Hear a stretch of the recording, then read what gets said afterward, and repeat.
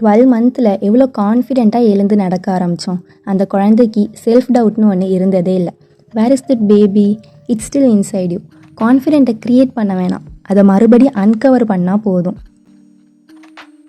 நம்ம லைஃப்பை சோஷியல் மீடியாவில் பார்க்குறவங்களோட கம்பேர் பண்ணும்போது பிரெயின் ஆட்டோமேட்டிக்காக அவங்கெல்லாம் அவனோட சூப்பராக இருக்காங்கன்னு டிசைட் பண்ணிக்கும். Actually it's not true.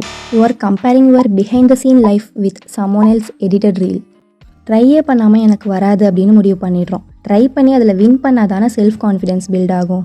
New year resolution எடுத்துகிட்டு எல்லாத்தையும் கம்ப்ளீட் பண்ணுறோன்னு ஜஸ்ட் யோசிச்சிருந்தால் மட்டும் போதாது. அன்கம்ஃபர்டபுள் திங்ஸை ரிப்பீட்டடாக பண்ணிகிட்டே இருக்கணும்.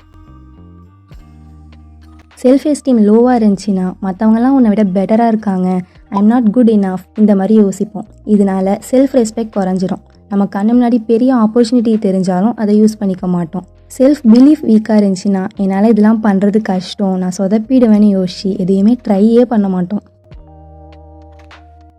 உங்களால் பண்ண முடியும்னு நம்புங்க.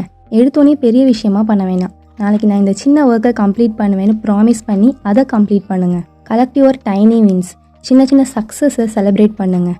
ஹெல்த் இஷ்யூஸ் இருந்தாலும் நான் ப்ராமிஸ் பண்ணதை கம்ப்ளீட் பண்ணிட்டேன், எஸ்டர்டே விட இன்றைக்கி 1% இம்ப்ரூவ் ஆகிருக்கேன்னு தூங்குறதுக்கு முன்னாடி ரைட் பண்ணி வச்சுக்கோங்க. நெக்ஸ்ட் டைம் செல்ஃப் டவுட் வரும்போது அந்த ப்ராக்ரஸை எடுத்து படித்து பார்த்தா இவ்வளோ பண்ணியிருக்கோமே, நம்ம வீக் இல்லைப்பா, நம்மளால் முடியும்னு நம்பிக்கை வரும்.